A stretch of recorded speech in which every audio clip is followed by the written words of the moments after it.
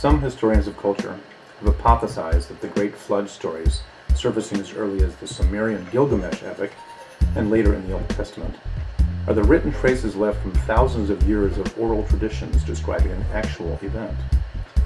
That event would be the creation of the Black Sea.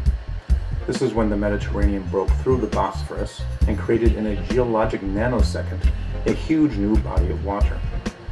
That moment has been estimated to have lasted perhaps 2 years, the time it took to fill a basin formerly populated by thriving land-based ecosystems, and so the story goes, human beings. Radio and television, democratizing forces before co-option by corporations, offered an experience of the commons. Though these were one-to-many communications, content often served the many instead of the few. Then there was a shift, as the few successfully guided the message of media to be about how profits could be best achieved. Radio and television learned to encourage a common frame of reference, a personality-based consumer culture that offered none of the experience of the commons. Producer, advertiser, and consumer formed an exhibition evaluation feedback loop, not unlike the dynamics of runaway sexual selection. Producer advertisers created mountains of consumables as consumers exercised discrimination, choosing amongst what seemed like an infinite display of alternatives. For almost 3 generations, American personal empowerment has been about our ability to make choices among the many alternatives we're being offered to consume.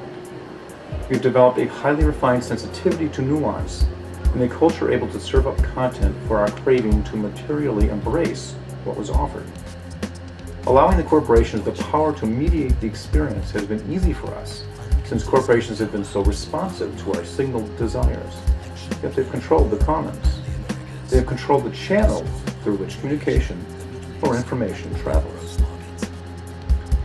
In just the way that the waters broke through the Bosphorus, a commons has come crashing into our consumer culture, interrupting the relationship between producer and individual. Whereas until recently we felt empowered by all the consumables we perceived we were being offered, other kinds of choices are now emerging. The internet is suggesting a different kind of relationship. Experiencing many-to-many communications, we are having experiences not characteristic of profit-driven one-to-many communications. We are discovering that there are deeply rewarding features of the commons. A dam is breaking. Such a geologic nanosecond is the time in which we live, except instead of destruction, new territories are being uncovered and explored. Populating spectrum, occupying bandwidth, obliterates no species, murders no aboriginals. We bring with us no diseases that cut down civilizations that have no written language. Nevertheless, this is an age of exploration with staggering ramifications for our species and the world. A new Black Sea is forming, but this time it's an ocean, with no clear limits to its reach. Millions of trained, highly discriminating, former consumers are being empowered by an ability to create and control content in their own communications, find unique content that wasn't created specifically to sell to a large number of people, form evaluations unrelated to purchases, and have an experience of feeling mirrored by other individuals, not a message on a screen.